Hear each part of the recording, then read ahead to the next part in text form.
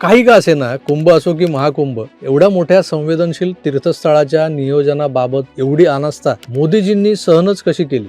संत महात्म्यांच्या सानिध्यात वाढलेल्या योगीजींनी हे सहन कसं केलं? इतर रोखीत आणि थेट होत असलेल्या या सगळ्या दान धर्माचा फायदा काही चोरांनी उचललाय. साला तुमच्या मंदिरात चोऱ्या पण होतात असं हिनवलं गेल्यावर, असले कसले तुम्ही हिंदू म्हणून सरसकट बदनाम झाल्यावर हिंदूंनी काय करायचं? मोदींचा राजीनामा का मागू नये मग आम्ही हिंदूंनी?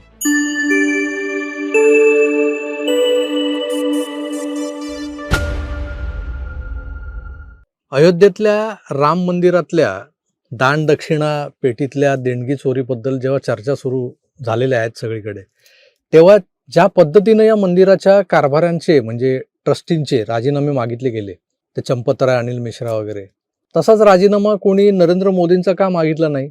तसाच राजीनामा कोणी योगींचा का मागितला नाही? याचं मला आश्चर्य वाटतंय.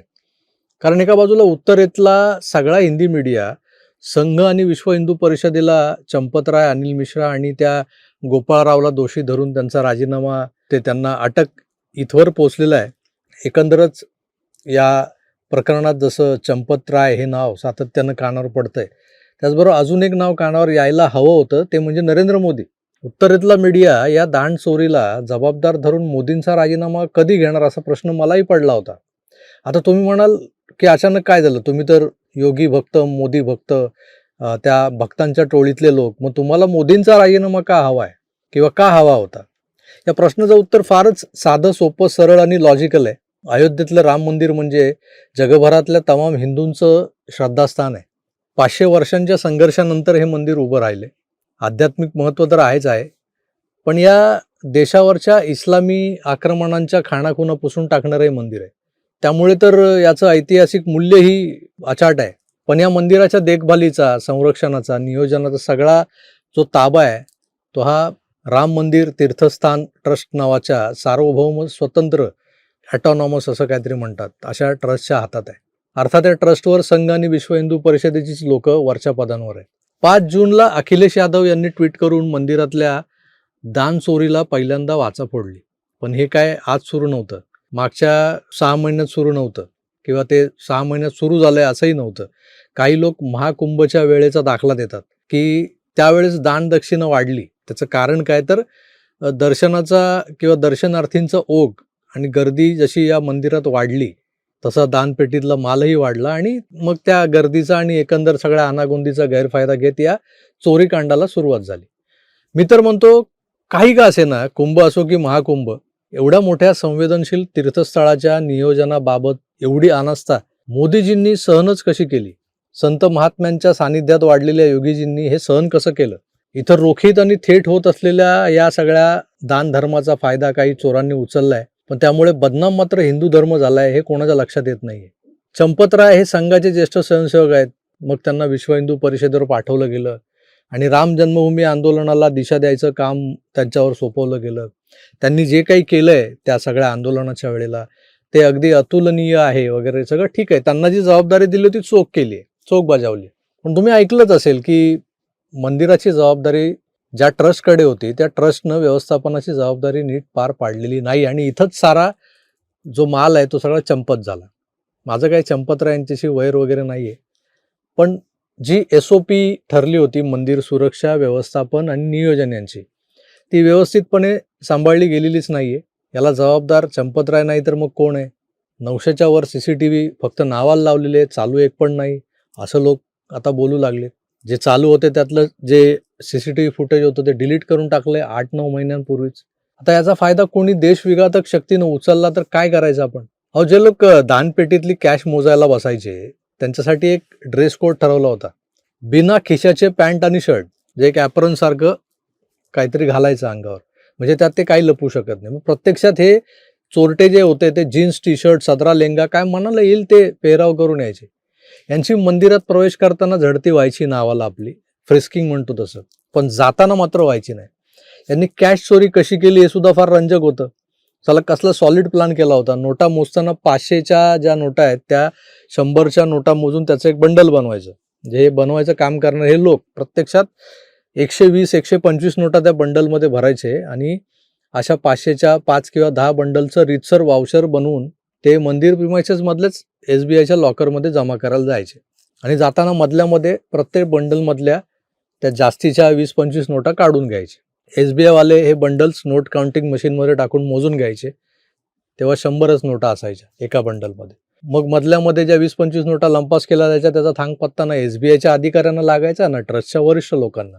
काही श्रद्धाळू हे 5-10 ग्राम सोन्याचं पैंजण किंवा छल्ला हा दानपेटीत टाकायचे. कारण या मंदिरातला राम हा राजाराम स्वरूपातला नाही, तर तो रामलल्ला म्हणजे बाल स्वरूपातला राम आहे. त्या बालमूर्तीला कानातले, हातातले जे काय असतं ना, म्हणजे वाळे असतात लहान मुलांना आपण देतो, पायातले पैंजण, कमरेची साखळी, अशा दागिन्यांचं दान अर्पण त्या पेटीमध्ये व्हायचं. हे छोटे छोटे दागिने ही चोर मंडळी सहज खिशात टाकून निघून जायची, कारण बाहेर पडताना त्यांची न होणारी झाडाझडती. आता मला सांग, ही चूक कोणाची? या सगळ्या गोष्टी घडत असताना मला मोदीजी का आठवतात? तर याच दूरदृष्टी असलेल्या माणसानं सत्तेवर येताना बरोबर 2014 नंतर 2 वर्षांनी नोटबंदी केली. त्याची कारणंही बरीच दिली गेलेली आहेत. आणि नोटबंदीने कुणाचं कंबरडं मोडलं हे आता धुरंधर बघितल्यानंतर अनेकांना कळलेलं आहे. त्यामुळे एवढा मोठा मास्टर स्ट्रोक मारणारा माणूस, त्यानंतर त्या स्ट्रोकवर स्ट्रोक काय, तर शेतकऱ्यांसह कामगारांना, महिलांना, सगळ्यांनाच जनधन अकाउंट ओपन करायला लावलं त्यांनी. मग UPI सारख्या डिजिटल पेमेंटचा प्रयोग सक्सेसफुली राबवला. जगात कुठेच एवढं डिजिटल पेमेंट होत नाही, पण भारतात होतं, कारण प्रत्येकाचं जनधन अकाउंट आहे. आपली UPI प्रणाली गुगल पे किंवा फोनपे, भारत पे यासारख्या माध्यमातून QR कोड स्कॅन करून पेमेंट करता येऊ लागलं. आम्हाला अभिमान वाटू लागला की रस्त्यावरचा फेरीवाला किंवा गाडा घेऊन फिरणारा तो भाजीवाला, तो देखील UPI वापरतो, स्कॅनर ठेवतो. आमच्याकडे भारतात UPIने पेमेंट होतं हे जगभरात कौतुकानं सांगितलं जातं. तर शेजारच्या पाकिस्तान्यांची पार करपून काळी निळी पडली त्यानंतर, जेव्हा त्यांचेच पत्रकार किंवा त्यांचे टुरिस्ट हे भारतातल्या डिजिटल प्रगतीनं जी काही समृद्धी आलेली आहे त्या समृद्धीचं कौतुक करत दिसत होते. त्यांचे काही यूट्यूबवरती व्हिडिओज आहेत. मग मला प्रश्न पडतो, जर भारतातल्या गोरगरीब कामगाराकडे आज स्मार्टफोन आलाय, त्यातल्या प्रत्येकाला UPIनं पेमेंट कसं करता येतं, कसं पेमेंट स्वीकारता येतं हे सगळं माहिती आहे, तर मग राम मंदिरातलं दान स्वीकारण्यासाठी एखादा QR कोड का नाही बनवला गेला? अख्खा देश कॅशलेस करणाऱ्या पंतप्रधानांनी राम मंदिरातला चढावा, दान, दक्षिणा ही कॅशलेस का नाही करून दिली? हे मी मुद्दाम बोलतोय, कारण एका राम मंदिराच्या मुद्द्यावर भारतीय जनता पक्ष हिंदूंचा तारणहार बनवून निवडणुकांवर निवडणुका जिंकत चालला. लँडस्लाइड्स, विक्ट्रीज जे म्हणतो ना आपण, त्या होताना दिसतात. या देशावर केंद्रीय सत्ता त्याच पक्षाची आहे आणि राम मंदिर निर्माणावर या पक्षाच्या ज्येष्ठ नेत्यांची प्रत्यक्ष अप्रत्यक्ष देखरेख होती. मोदींची तर होतीच होती. त्यांनीच पहिली पूजा केली आणि प्राणप्रतिष्ठाही त्यांनीच केली. मग त्यांनी मंदिरातल्या दान दक्षिणेलाही निर्दोष करण्यासाठी UPIच्या मार्गानं का नाही चालवलं मग सगळं तो जो कारभार होता तो? मला माहिती आहे आता तुम्ही म्हणाल की मंदिरात मोबाईल न्यायला बंदी आहे, मान्य आहे. पण एका कक्षेबाहेर हे QR कोड लावले असते किंवा लावता आले असते. लोकांना देणगीसाठी रांगा लावायच्या नसतात, ते दर्शनाला आलेले असतात. मग त्यांना निव्वळ पावती मिळेल म्हणून रांगा लावून देणगी देणं त्यांना नकोसं वाटतं. लक्षात घ्या, भारतभर डिजिटल क्रांती घडवून आणणाऱ्या मोदीजींनी राम मंदिरात जर UPI वापराची सक्ती केली असती ना, तर ही चंदाचोरी झालीच नसती. ना चंपतराय बदनाम झाले असते, ना हिंदू बदनाम झाला असता. असं म्हटलं जातं की संघाचा भाजपच्या दोन्ही मोठ्या नेत्यांवर अंकुश आहे, कारण मोदी शहा हे दोघेही संघ स्वयंसेवकच आहेत. पण या दोघांच्याही शब्दाला संघाच्या वर्तुळात मोठं वजन आहे. मग मोदींनी राम मंदिराचं व्यवस्थापन निर्दोष व्हावं म्हणून आपला शब्द संघाच्या धुरीणांसमोर का नाही टाकला? असे अनेक प्रश्न आहेत जे मनात शंकेचं काहूर उठवतात. साला तुमच्या मंदिरात चोऱ्या पण होतात असं हिनवलं गेल्यावर, असले कसले तुम्ही हिंदू म्हणून सरसकट बदनाम झाल्यावर हिंदूंनी काय करायचं? मोदींचा राजीनामा का मागू नये मग आम्ही हिंदूंनी? आता तुम्ही म्हणाल, जो तो उठतोय आणि याचा ना त्याचा राजीनामा मागत फिरतोय, मग आता मोदींचा राजीनामा मागा. पण जरा शांतपणे विचार करा की का मागू नये मोदींचा राजीनामा? आपल्या भल्यापुऱ्या उलट्या सुलट्या सगळ्याच कमेंट्स ज्या माझ्या ह्या विधानावर तुमच्या मनात आल्या असतील त्या जरूर कमेंट बॉक्समध्ये टाका, कारण बदनाम हिंदू झालाय, ते भुरटे चोर नाही झाले. कळलं का? म्हणून म्हणतो, माहीत असतानाही UPIचा अवलंब का केला गेला नाही? मग मोदींचा राजीनामा का मागू नये माझ्यासारख्या मोदी भक्तांना? मी तुर्तास इथेच थांबतो. पुन्हा भेटूच. तोवर आपली काळजी घ्या आणि पाहत राहा आपलं आवडतं यूट्यूब चॅनल आकार DG9. धन्यवाद. नमस्कार.